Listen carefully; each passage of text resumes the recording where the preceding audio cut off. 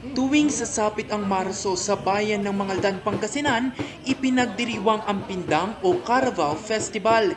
Dito, ipinagpapasalamat ng mga Mangaldenyo ang mayamang industriya ng kalabaw ng bayan. Isa sa mga parte ng pagdiriwang ang Pindang Cooking Challenge. Nagharap-harap ang 10 grupo ng mga local chef sa pagluluto ng iba't ibang putahe gamit ang karni ng kalabaw. Beef bulgogi, creamy salted beef, at pigar-pigar ang ilan sa mga inahanda ng mga ito. Matapos ang paghahanda sa pagluluto ay tinikman ito ng mga hurado. Nakitikim din ang mga dumalo sa cooking challenge.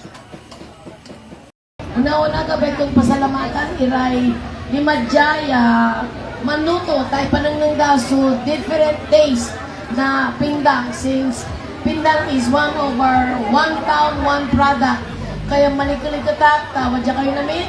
Sa huli, tinanghal na second runner-up ang contestant number 5, first runner-up naman ang contestant number 4, at tinanghal na kampyon ang contestant number 3. Maliban dito, isasagawa bukas ang highlight ng pagdiriwang na kalutan, tugtugan, tansayawan at dalan sa kahabaan ng Rizal Avenue.